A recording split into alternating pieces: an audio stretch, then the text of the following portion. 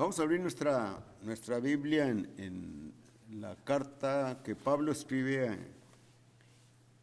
a Timoteo, su primera carta que él escribe. Y el apóstol le hace ciertas recomendaciones a su discípulo, lo considera su hijo en la fe. Probablemente porque en el primer viaje misionero de Pablo es posible que Timoteo siendo un jovencito, haya escuchado a Pablo y se haya convertido al cristianismo. Pero en el segundo viaje misionero Pablo oye toda su fama que tenía como un joven muy entregado al Evangelio, a la obra del Señor, y lo invita para que vaya con él y con Silas en el viaje que ellos están emprendiendo. Así que el apóstol Pablo pues tenía un cierto afecto muy fuerte con este joven ya adulto, ¿verdad? Y le dice: Pablo, apóstol de Jesucristo, por mandato de Dios, nuestro Salvador, y del Señor Jesucristo, nuestra esperanza. El apóstol Pablo no tenía que justificarse con respecto de Timoteo en cuanto a su apostolado, ¿verdad? Pero Pablo le recuerda a Timoteo su origen, el origen y la autoridad de su apostolado. ¿Sí? Recordemos nosotros cómo allá en Hechos capítulo 9 y versículo 15,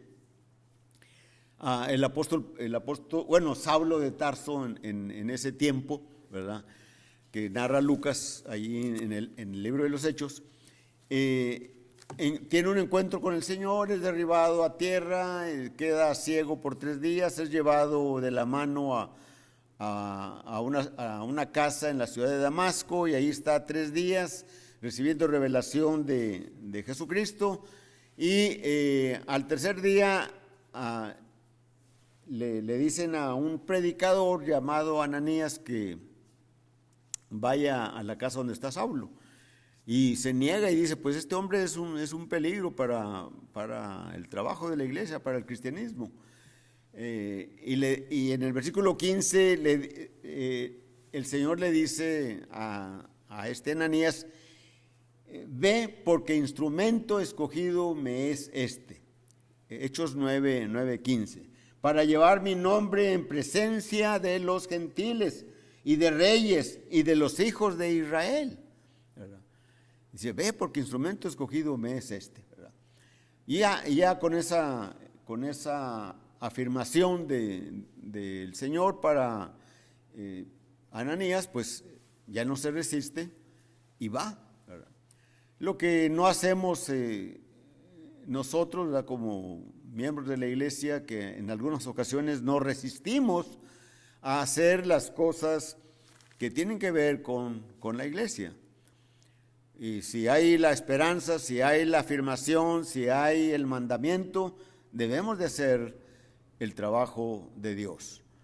Si hay que predicar el evangelio, cuando tengamos la oportunidad, hagámoslo sin ninguna mezcla de temor o de miedo.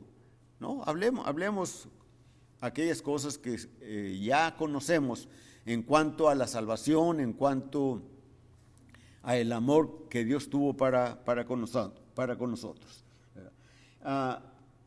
También en Gálatas capítulo 1 y versículo 1, ¿verdad?, él ahí en Gálatas, cuando escribe a la iglesia en Galacia, ¿verdad?, les dice que él no es, que es apóstol no de hombre ni por hombre, ¿verdad?, y que no recibió el evangelio de ninguna persona, ¿verdad?, sino que lo recibió directamente del Señor.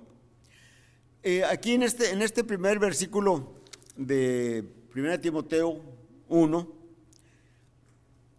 el apóstol Pablo le da a Dios el nombre de Salvador, ¿verdad? Dice, por mandato de Dios nuestro Salvador, ¿verdad? Y generalmente pues nosotros creemos que el Salvador es Jesucristo, pero el Salvador es Dios, ¿verdad? Bueno, la salvación se origina en Él. Él es el que trae la salvación, Él es el que promueve la salvación, Él es el que determinó su designio para con el hombre, ¿verdad? Pero a Jesucristo le da el nombre de nuestra esperanza, ¿verdad? ¿Por qué? Porque Jesucristo es el que realiza la salvación al morir en la cruz, derramando su sangre para aplacar la ira de Dios para el pecado del hombre, ofreciéndosela a Dios, así como en los sacrificios del Antiguo Testamento, ¿verdad? Cuando el hombre pecaba, ¿verdad? Llevaba un animal para que muriera en lugar de él y le ofrecía la sangre a Dios, ¿verdad? Así también el Señor ofreció su sangre para quitar la culpa de nosotros, ¿verdad? Pero Él sufrió todo el castigo, todo el castigo que era sobre nosotros, ¿verdad? Y sin embargo, ¿verdad? Pues Dios es el que, de donde se origina la salvación, pero Cristo es el que la realiza, ¿verdad? En el versículo 2 dice a Timoteo, verdadero hijo en la fe. Y luego menciona gracia, misericordia y paz de Dios, nuestro Padre, y de Cristo Jesús, nuestro Señor, ¿verdad? En todas las cartas del apóstol Pablo, siempre saluda de esta manera, ¿verdad? No sé si alguno de nosotros en alguna ocasión acostumbrábamos a escribir cartas, ya sea cartas a los padres, a los hermanos en la familia, ¿verdad? Quizás algún amigo especial, ¿verdad? Yo en lo particular de joven escribía cartas, ¿verdad? Escribía cartas para mamá principalmente, ¿verdad? Porque andaba yo en otro lugar muy lejos de ella y le escribía para que estuviera contenta y que no tuviera preocupaciones, ¿verdad? Pero en todas nuestras cartas, bueno, también a la novia, ¿verdad? Escribíamos cartas. Y los que han escrito cartas y los que han visto cartas de otros, ¿qué es lo primero que llamaba la atención, verdad? El saludo y que la estés pasando bien y que hicieron un cumpleaños, disfrútalo, goza como si fuera tu último día, etcétera, ¿verdad? Esos eran los saludos, o son los saludos en los que no tienen o tienen muy poco temor de Dios, ¿verdad? Pero en el tiempo de Pablo, los gentiles saludaban de esa manera también. Y se fue propagando eso hasta nuestros días. Pero sin embargo, los cristianos saludaban sus cartas, ¿verdad? Gracia y paz. Gracia y paz. Nunca paz y gracia, ¿verdad? Porque no sería, no quedaría, ¿verdad? Porque primero es la gracia, y por la gracia viene la paz, ¿verdad? Y no le podemos decir a alguien que tengas paz, ¿verdad? Si no le mencionamos que la gracia de Dios sea contigo para que la paz esté en ti, ¿verdad? Una paz con Él mismo, con la persona misma, una paz con Dios, una paz con los que le rodean, ¿verdad? Y solamente eso se consigue o se logra en el cristianismo, ¿verdad? Podemos tener esa paz, ¿verdad? Porque la gracia vino a nosotros. Y sabemos que la gracia, pues en realidad es el evangelio, es el don no merecido, ¿verdad? No merecíamos que Cristo muriese en la cruz, que fuese sepultado. No merecíamos eso. No merecíamos que Él muriera en lugar nuestro, pero Él vino y murió en lugar nuestro. Por eso me parece que en el Evangelio de Juan dice, la ley viene por Moisés, pero la gracia por nuestro Señor Jesucristo, ¿verdad? Entonces, esa gracia hace, cuando la aceptamos, ¿verdad?, cuando la recibimos, cuando obedecemos esa gracia de Dios, ¿verdad?, entonces tenemos paz. Tenemos paz para con nosotros, tenemos paz para con Dios, tenemos paz para con aquellos que nos rodean, ¿verdad? Ahí en Romanos capítulo 1 y versículo 7 dice la Escritura: todos los que estáis en Roma, amados de Dios, llamados a ser santos, dice gracia y paz, ¿verdad? Gracia y paz, ¿verdad? Es el saludo de un cristiano, ¿verdad? Y en este caso el apóstol Pablo, escribiendo a la iglesia en Roma, mandando la carta con la diaconisa Febe a la iglesia que estaba allí, le dice gracia y paz a vosotros de Dios nuestro Padre y del Señor Jesucristo, ¿verdad? Entonces, en todas las cartas, si ustedes checan en sus casas cuando lleguen o cuando tengan un poquito de tiempo de acercarse a las Escrituras, si ustedes ven Romanos, Gálatas, primera carta a los Corintios, la segunda, a Filemón, a Colosenses, a Filipenses, en el primer capítulo y en el versículo 1, en el versículo 2 o quizás en el 3, ¿verdad?, dice gracia y paz. Gracia y paz. Y es una bendición que nosotros tengamos ese evangelio, que alguien nos haya hablado de él y que lo hayamos obedecido, ¿verdad? Entonces, Pablo dice allí en el versículo 3 que deja a Timoteo allí en Éfeso. Dice: como te rogué que te quedases en Éfeso cuando fui a Macedonia, para que mandases a algunos que no enseñen diferente doctrina.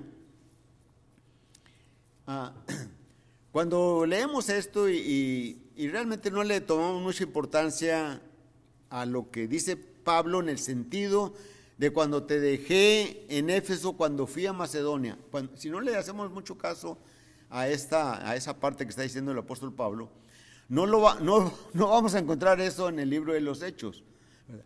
Sí encontramos un viaje de Pablo de Éfeso a Macedonia, ¿verdad? Y todo lo que sucedió allí, esas circunstancias no son mencionadas en esta situación que dice Pablo, cuando te dejé en Éfeso, cuando fui a Macedonia. Si recordamos nosotros, allá en el capítulo 19 del libro de los Hechos, y me parece que el versículo, a lo mejor el versículo 33 se me viene a la memoria así, cuando vino el problema por causa de los plateros, porque ya no le estaban comprando las estatuas de Diana de los Efesios, ni tampoco los templecillos, y todo eso trajo como consecuencia que hicieron una asamblea los plateros, todos los artífices, y lo llevaron a las autoridades y acusaron a Pablo, ¿verdad?, de ser alguien que se oponía a la gran diosa de los Efesios, decían ellos, ¿verdad? Entonces se hace un gran alboroto y Pablo tiene que salir, ¿cómo? Tiene que salir de una manera precipitada para Macedonia, ¿verdad? Así que cuando miramos aquí en Timoteo capítulo 1 y versículo 3, ¿verdad?, cuando te rogué que te quedases en Éfeso cuando fui a Macedonia, ¿verdad? Estas palabras nos dicen de una manera indirecta que este viaje de Pablo, que no menciona Lucas en el libro de los Hechos, sucedió en otra época, en otro tiempo. Y si nosotros recordamos al apóstol Pablo, cuando cuando le escribe su primera carta a Timoteo, o cuando estaba en la prisión, ¿verdad?, allí en Roma, cómo el apóstol Pablo duró allí 2 años en una casa alquilada, ¿verdad? Y el libro de los Hechos termina en el capítulo 28 y versículo 31 de una manera tajante, de una manera así como no tiene un fin, digamos, en el que podamos entender que Lucas dejó de escribir el libro de los Hechos. Algo sucedió, ¿verdad? Pero solamente dice allí en los últimos versículos del capítulo 28 de Hechos que Pablo quedó allí en esa casa recibiendo a los hermanos y predicaba el evangelio sin ningún impedimento, ¿verdad? Entonces, el libro de los Hechos no narra este viaje que dice aquí Pablo, ¿verdad?, cuando fue a Macedonia. Y cuando los contemporáneos de Pablo, digamos, después del año 65, en el año 64, creo que el 17 de julio quemaron a Roma, o se quemó Roma, ¿verdad?, por ahí así en esas fechas, y le echaron la culpa a los cristianos, según esto, ¿verdad? Pablo ya había salido de la prisión, ¿verdad? Y entonces en las evidencias externas, ¿verdad?, alguno de los escritores o de lo que le llaman los padres de la iglesia escribió que Pablo había ido incluso hasta España, así como él quería, que ese era su propósito cuando escribe la carta a los romanos: voy a pasar por ustedes cuando vaya a España, y lo dice en 2 ocasiones, ¿verdad? Y es probable que Pablo haya ido a España, ¿verdad?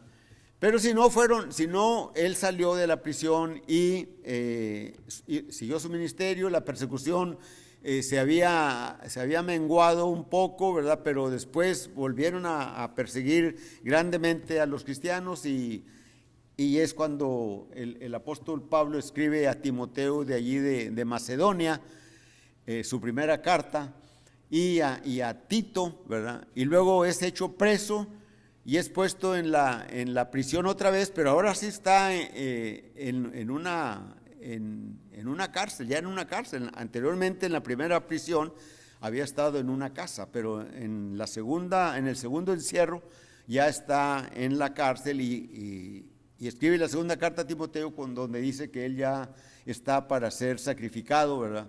Es decir, lo iban a matar, ¿verdad? Y escribió esa carta segunda a Timoteo, que es la última carta que Pablo escribe en su ministerio, ¿verdad?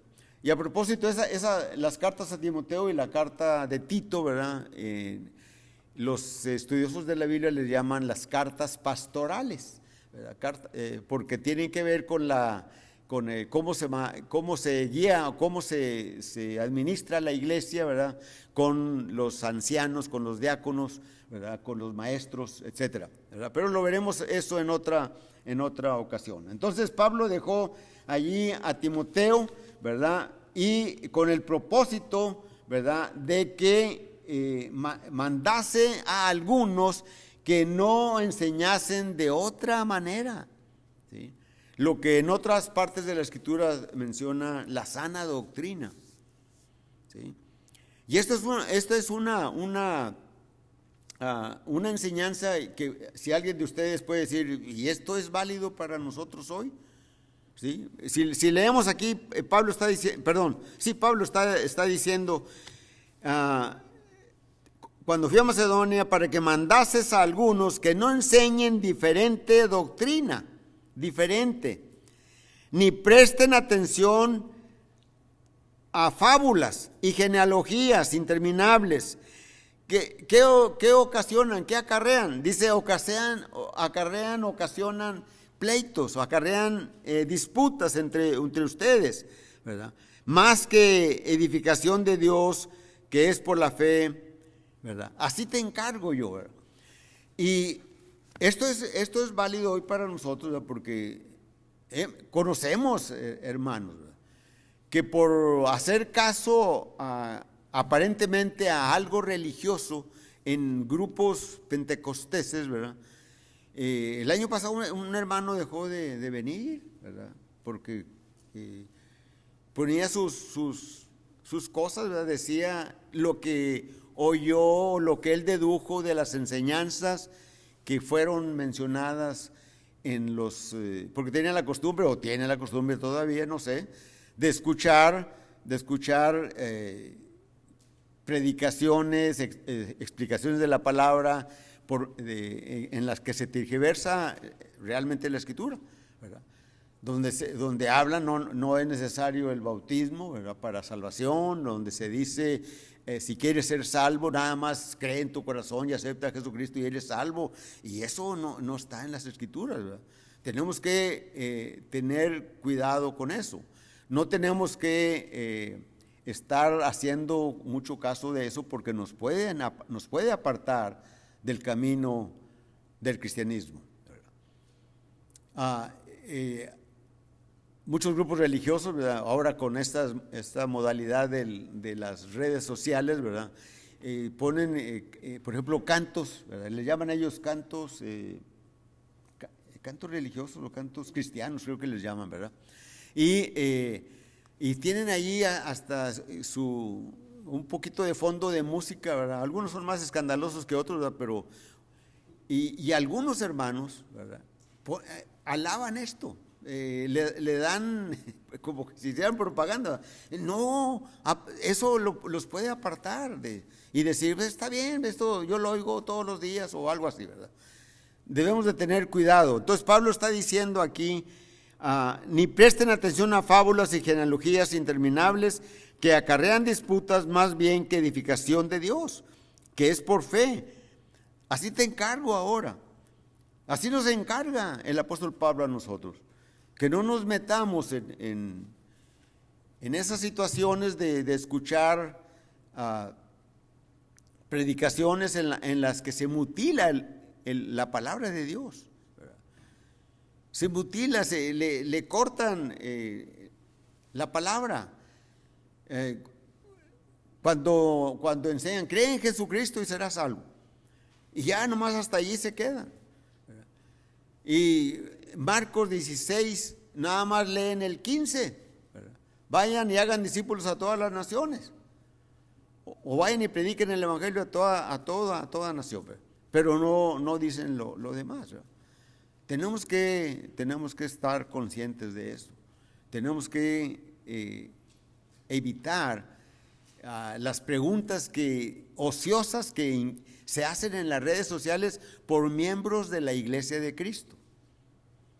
Me tocó leer una que decía, imagínese usted que está allá en la Segunda Guerra Mundial y usted es alemán y está escondiendo a unos judíos y llegan unos nazis y le tocan la puerta y pregunta que si tiene ahí judíos. Dice, ¿usted como cristiano qué contestaría? ¿Qué es eso, verdad? ¿Por qué meternos en esas conversaciones? Y se originan, entre otros hermanos se contestan, ¿verdad? Y eso solamente va a acarrear enredos en ellos. Evitemos todo eso, ¿verdad? Evitemos todo eso. Así que el apóstol Pablo está diciéndole esto a Timoteo, ¿verdad?, porque los judíos, los judaizantes, judíos cristianos, ¿verdad?, que querían meter o introducir dentro de la iglesia del Señor que todos los gentiles practicasen la ley de Moisés para que pudieran alcanzar la salvación. Y esto el Señor Jesucristo ni siquiera pasó por aquí. No lo pensó, ¿verdad? No pensó él nada de eso. Entonces necesitamos comprender esos pensamientos del apóstol Pablo, ¿verdad?, que le está diciendo a Timoteo, ¿verdad? Entonces, el propósito de Pablo de dejar a Timoteo allí es que manda que no se enseñen cosas ajenas a las que nosotros hemos enseñado, ¿verdad? Allá en Gálatas 1:6, cuando Pablo está hablando del evangelio, dice, estoy maravillado de que tan pronto os hayáis alejado ¿verdad?, del evangelio, ¿verdad?, que se les fue predicado. Dice, porque hay algunos que os perturban, ¿verdad? Os perturban. Perturbar es quitar nuestro ánimo, estar temblando, ¿verdad?, y no saber qué es lo que está pasando, ¿verdad? Sí. Y el apóstol Pablo dice, no que haya otro evangelio, ¿verdad?, pero hay algunos que os perturban con esto, ¿verdad?, con estas cosas, ¿verdad? Necesitamos estar conscientes de lo que nosotros hacemos. Dice, se alejaron de aquel que os llamó por la gracia de Cristo, ¿verdad?, para seguir un evangelio diferente, ¿verdad? Y cuando alguien le quita algo a lo que es el evangelio y nosotros no decimos nada o platicamos con alguien y no aclaramos, ¿verdad?, pues es como si estuviéramos estando de acuerdo con el mundo. Y no estamos de acuerdo con el mundo, ¿sí?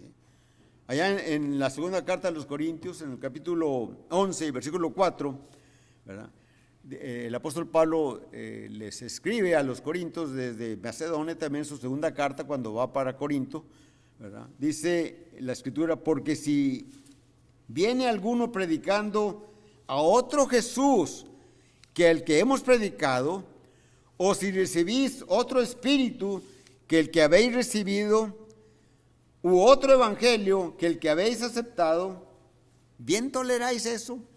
¿Verdad? Y el apóstol Pablo está allí exhortando allí a los corintios, ¿verdad?, por una tendencia que tenía la iglesia en Corinto, ¿verdad?, de ser un poquito suaves en la práctica del cristianismo, ¿verdad? Recordamos nosotros todos los problemas que había en Corinto en su primera carta, ¿verdad?, un sinnúmero de problemas, ¿verdad?, tanto espirituales como dentro de la conducta de los mismos cristianos, ¿verdad? Dice, y ustedes los toleran, ¿verdad? Entonces necesitamos estar seguros de eso, ¿verdad? Entonces, las falsas doctrinas que dicen, que no haya esas enseñanzas erróneas, ¿verdad?, designan solamente fábulas y genealogías interminables, ¿verdad?, porque ellos creían, dicen algunos eruditos de las escrituras, ¿verdad?, que sacaban la genealogía del Señor y se iban hasta para enseñar otras cosas, ¿verdad? Tenían la cuestión de los ángeles y muchas enseñanzas que no tenían por qué venir, y ellos querían interpretar la ley de una manera, ¿verdad?, en la que decían ellos, nosotros tenemos la razón, ¿verdad? Y el apóstol Pablo tiene que escribir, ¿verdad? Dice allí en el versículo 5, antes de irnos a este punto, dice, pues el propósito de este mandamiento, ¿verdad? ¿Cuál mandamiento? Si preguntáramos nosotros, ¿cuál mandamiento? Pues el propósito de este mandamiento es el que mencionó, que mandases a algunos que no hablen de estas, que no enseñen diferente doctrina. Ese es el mandamiento. Y es un mandamiento vigente hoy también para nosotros. Es un mandamiento que está vivo, ¿verdad? ¿Qué es el propósito de este mandamiento, verdad? Dice el apóstol Pablo, es el amor nacido de corazón limpio y de buena conciencia y de fe no fingida, ¿verdad? Entonces, miramos ahí que el apóstol Pablo ha escrito, ha mandado a Timoteo, ¿verdad? Vigila la doctrina, cuida la doctrina, ¿verdad?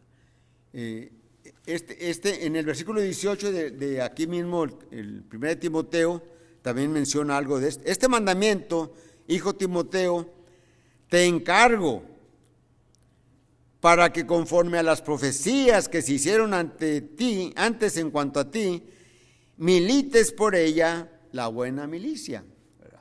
Estés bien en tu en tu predicación, en tu labor como soldado de Jesucristo, ¿verdad? Y nosotros debemos estar también de esta manera, ¿verdad? Que militemos la buena milicia.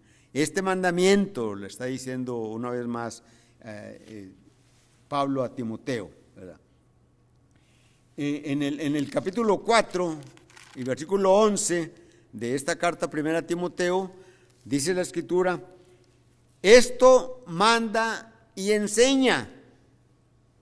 Esto manda y enseña. Por supuesto está todo lo que está en el contexto, ¿verdad?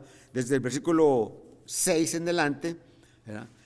Si esto enseñas a los hermanos, serás buen ministro de Jesucristo, nutrido con las palabras de la fe y de la buena doctrina que has seguido. Desecha las fábulas profanas y de viejas. Ejercítate para la piedad, porque el ejercicio corporal para poco es provechoso, pero la piedad para todo aprovecha, pues tiene promesas de esta vida presente y de la venidera. Palabra fiel es esta y digna de ser recibida por todos. Entonces miramos que las cartas, aunque escritas con un propósito en el momento que se hicieron, trascienden el tiempo y la distancia y llegan a nosotros. Y nos sirven de exhortación, ¿verdad? En un mundo en el que miramos, en un mundo religioso en el que miramos tantas y tantas iglesias, ¿verdad? Como estábamos diciendo en las clases anteriores, ¿verdad? ¿A qué iglesia perteneces? ¿A qué iglesia vas? Es la iglesia que está definida en el libro de los Hechos. Es esa iglesia que fue edificada por Jesucristo, esa iglesia que fue profetizada por Isaías, por Malaquías, por Daniel, esa iglesia que anunció el Señor Jesucristo en su ministerio, esa iglesia que fue edificada en Jerusalén en aquel Pentecostés después de la Pascua en que murió el Señor. Eso es lo que hay que enseñar. En el año 33, un primer día de la semana, todo eso, ¿verdad?, es lo que tenemos que enseñar. Perteneces a una iglesia que viene de esa semilla, ¿sí? Encontramos, ¿verdad?, nosotros, ¿verdad?, que en cualquier lugar del mundo se puede establecer una iglesia siguiendo lo que está en el libro de los Hechos, ¿verdad?, sabiendo que la iglesia es posesión que pertenece a Cristo. Y el apóstol Pablo le está diciendo a Timoteo: esto manda y enseña, ejercítate en la palabra. A Timoteo solamente, no, nosotros. ¿Qué es ejercitarnos en la palabra? Ejercitarnos en la palabra es escucharla de nuestros maestros, de nuestros hermanos, leerla en nuestras casas, en nuestra Biblia que tenemos, estudiar, tomar notas y preguntar ¿qué significa esto? ¿Qué quiere decirnos el Señor? ¿Por qué está escrito esas palabras? Muchos incrédulos dicen: la Biblia se contradice. Y no, la Biblia no se contradice. Necesitamos ver el texto y el contexto cercano y alejado, ¿verdad?, para ver la enseñanza del Señor. Ejercítate en esto, predica la sana doctrina, ¿verdad? Había unos judíos, ¿verdad?, miembros de la iglesia del Señor, que se ufanaban de ser expertos en la ley, es decir, en la ley de Dios. Dice el versículo 7: queriendo ser doctores de la ley, sin entender ni lo que hablan ni lo que afirman. Y dice el apóstol Pablo: pero sabemos que la ley es buena si uno la usa legítimamente, si uno la usa legítimamente. No, no vamos a meternos que la ley que ya está obsoleta. No, Jesucristo dice que no vino a abrogar la ley, ¿verdad? Pero lo que sí miramos en el Evangelio es que el Señor apelaba a la ley cuando llevaba a sus oyentes a ella para que mirasen y sacasen la verdad espiritual que está en ella. Nosotros recordamos cuando llegó aquel joven rico o aquel fariseo joven con el Señor y le pregunta: Maestro bueno, ¿qué cosa tengo que hacer para ganar la vida eterna? Y lo que encontramos ahí en Lucas capítulo 10 y versículo del 25 al 37, ¿verdad? Y el Señor ahí le pregunta, ¿verdad? Y a este hombre, ¿verdad? Joven, y le contesta bien. Y en el versículo 28 le dice: y le dijo: bien has respondido, haz esto y vivirás. Está hablándole de la ley. Porque él estaba, vamos a leer un poquito de allí de esa cita, ¿verdad? Cuando le dice, en el versículo 25, ¿verdad? Un intérprete de la ley se levantó y dijo para probarle: maestro, ¿haciendo qué cosas heredaré la vida eterna? Él le dijo: ¿qué está escrito? ¿Qué está escrito ahí? Y luego le dice: ¿cómo lees? Ese ¿cómo lees? Lo que le está diciendo, preguntando el Señor es: ¿cómo lo entiendes? ¿Qué está escrito? Pues esto. ¿Y cómo lo lees? ¿Cómo lo entiendes? ¿Verdad? Aquel respondiendo dijo: amarás a Dios con todo tu corazón, con toda tu alma, con todo tu ser, ¿verdad? Y luego le dice: bien has respondido. Ahora, esto tenemos que hacerlo nosotros, amar a Dios con todas nuestras fuerzas, con todo nuestro ser. Claro que sí, ¿verdad? Tenemos que amar a Dios así, con todo nuestro ser, ¿sí? Dios debe ser prioritario en nuestra vida, ¿sí? Y el Señor por eso le dice: bien has respondido, haz esto y vivirás. Pero después él quiere justificarse y entonces le pregunta ¿cómo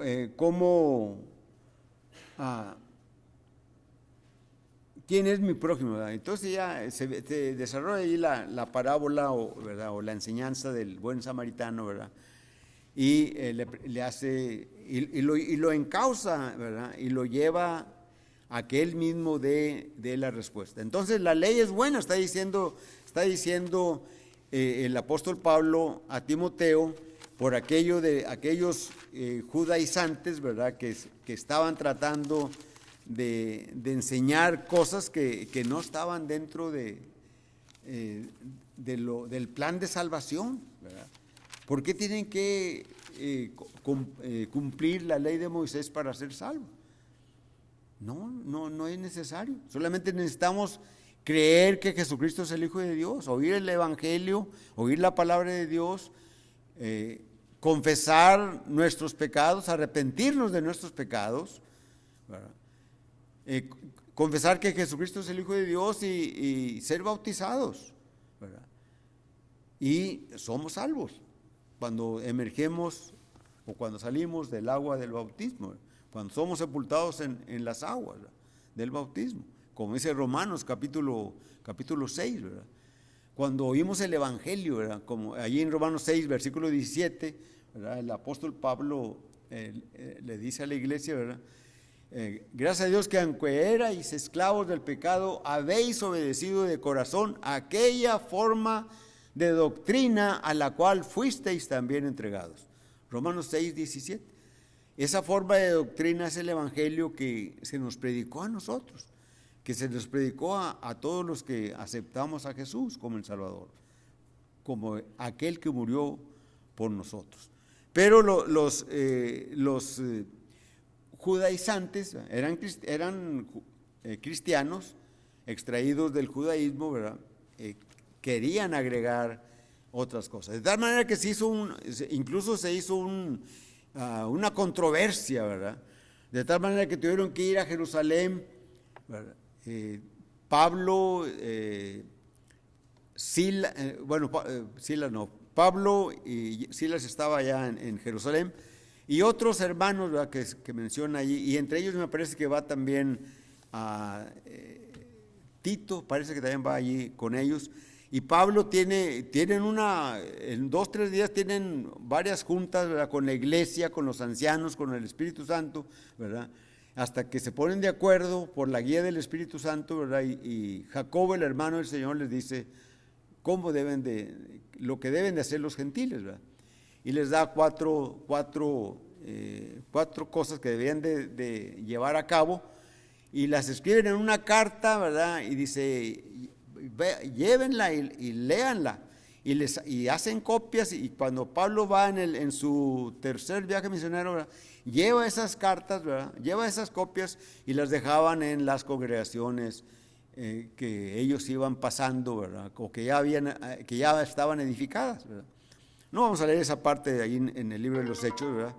Pero encontramos nosotros, ¿verdad?, que tenemos que saber qué es lo que Dios nos está diciendo, ¿verdad? Y entonces aquí los queriendo ser doctores de la ley sin entender lo que hablan y lo que dicen, lo que afirman, dice, pero sabemos que la ley es buena si uno la usa legítimamente, ¿verdad? Entonces debemos de usar la ley legítimamente. No estamos en el antiguo pacto, no, todo lo que está en el Antiguo Testamento es para nuestra enseñanza, ¿verdad? Dice el apóstol Pablo a los romanos en el capítulo 15, versículo 4, en el 1 Corintios capítulo 10 y versículo, en el versículo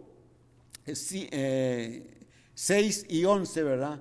Dice el apóstol Pablo, y estas cosas se escribieron como ejemplo para nosotros, ¿verdad? Para que no sigamos como ellos, para que nos guíen, para que sepamos. ¿Por qué está escrito el Antiguo Testamento? Está escrito para que nos guíe, para que aprender de él. El Nuevo Testamento está escrito para obedecerlo. Esto es lo que nosotros tenemos que hacer, ¿verdad? Entonces,